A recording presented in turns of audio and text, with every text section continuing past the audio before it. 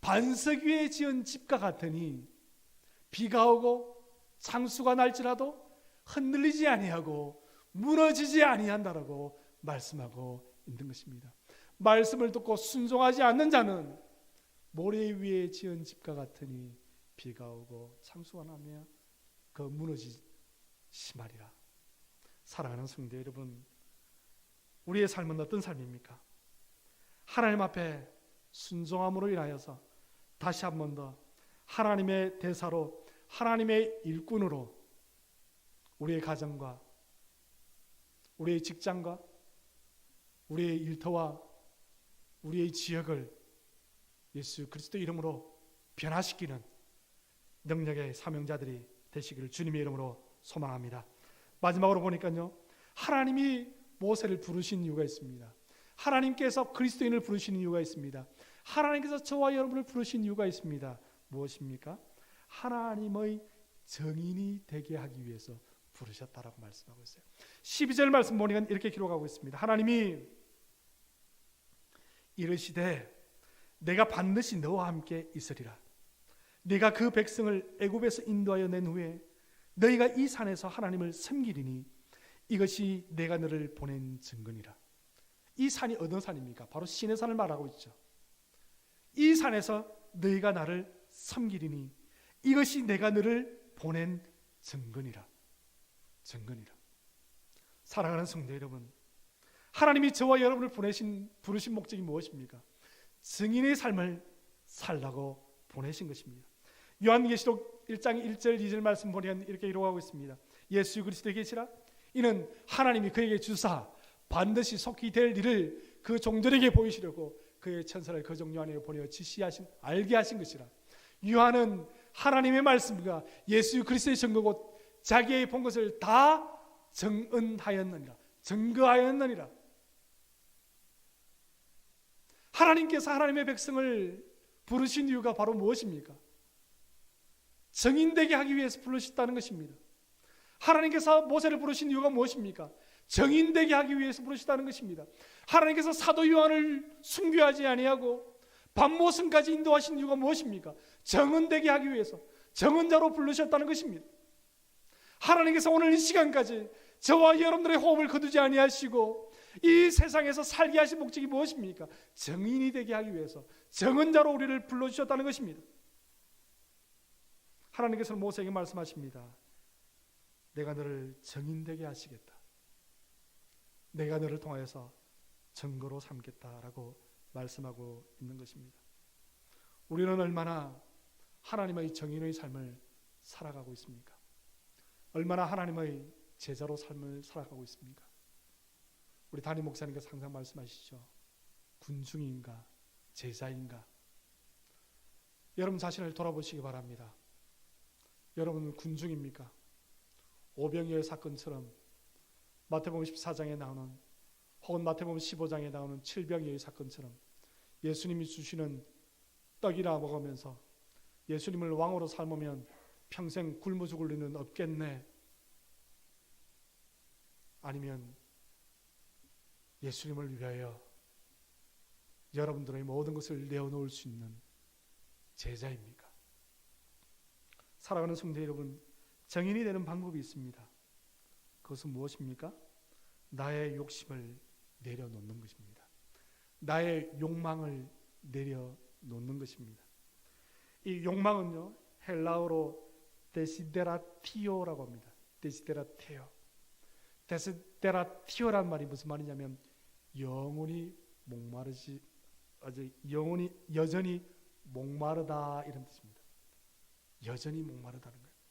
욕망은 그런 것입니다. 욕심은 그런 것입니다.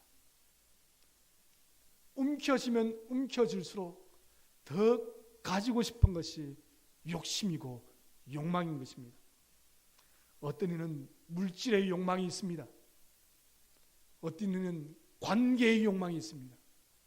그 관계의 욕망 때문에 예수님의 제자가 되지 못합니다. 어떤 이는 권력의 욕망이 있습니다. 그래서 십자가를 그 권력에 이용해 먹습니다.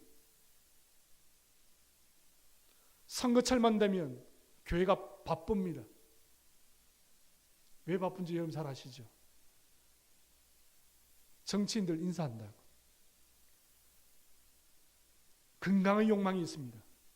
자녀에 대한 욕망이 있습니다. 여러분 집착이 욕망인 줄 아십니까?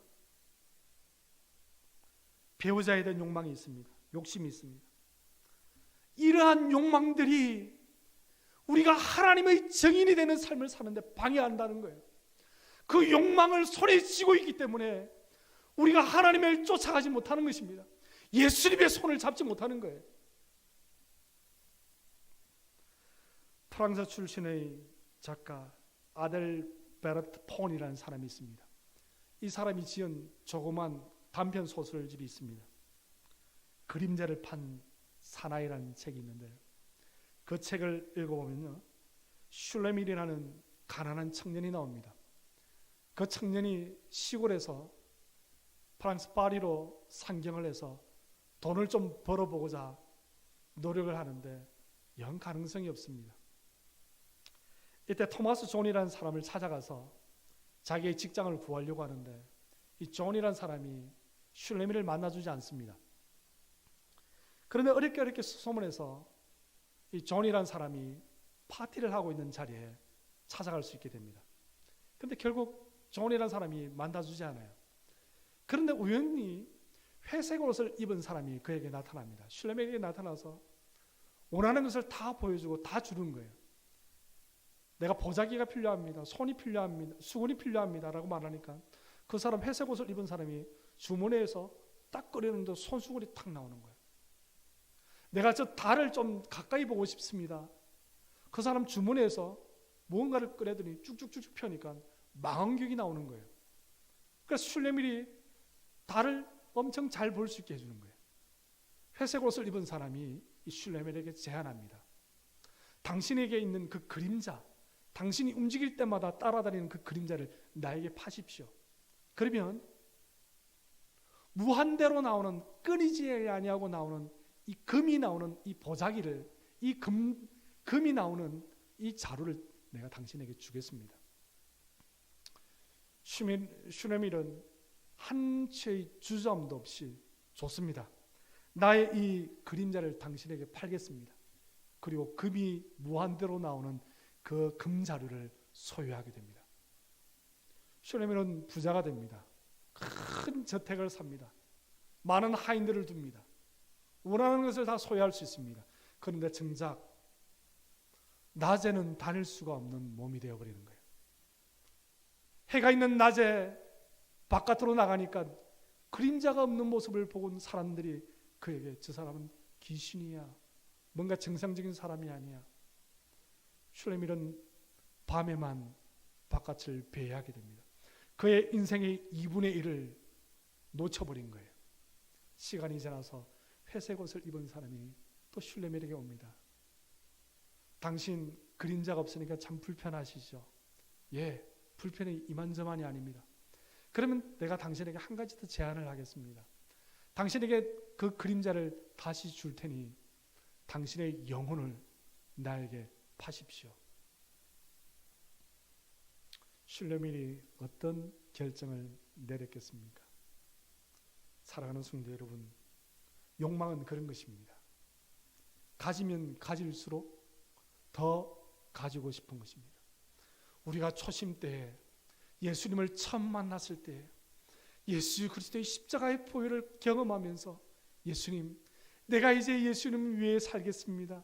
예수님 없으면 나는 못 삽니다. 내 인생은 예수님인 것입니다. 라고 고백했던 그 첫사랑, 어느 순간부터인가 그 첫사랑은 냉랭해지고 예수님 잠시만요. 내가 좀 더 가져야 될 것이 있습니다. 내가 좀 더 소유해야 될 것이 있습니다. 내가 좀 더 바라봐야 될 것이 있습니다. 내가 좀 더 놓쳐서는 안 되는 것이 있습니다. 예수님 잠깐요. 잠깐 포자하고 계십시오. 기다려 주십시오. 내가 좀 더 많이 소유하고 내가 좀 더 누린 후에 예수님 손을 잡겠습니다. 사랑하는 성도 여러분, 그것은 하나님께서 우리를 부르신 목적이 아닙니다. 그것은 하나님께서 우리를 정인의 삶을 살라고 우리에게 주신 미션이 아닌 것입니다. 요한일서 2장 16절 말씀 보니까 이렇게 기록하고 있습니다.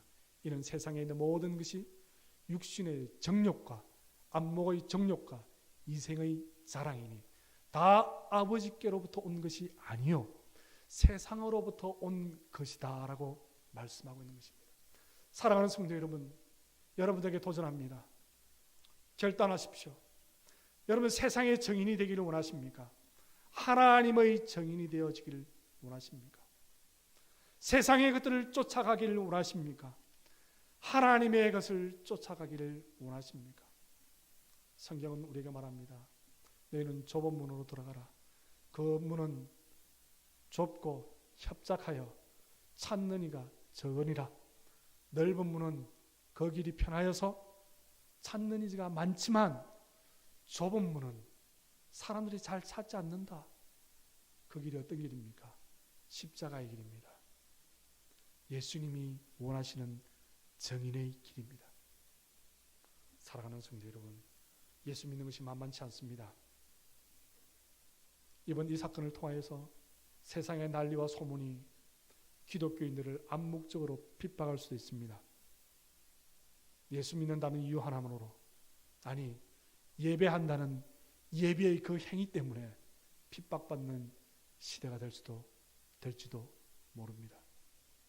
사랑하는 성도 여러분, 다시 한 번 더 비장한 마음을 가지시고 예수님, 나를 부르신 예수 그리스도 앞에 하나님의 계획을 밝히 알며 하나님의 부르신 합당한 일꾼으로 하나님의 정인의 삶을 살아가는 저와 여러분들이 되시기를 주님의 이름으로 소망합니다. 기도하시겠습니다.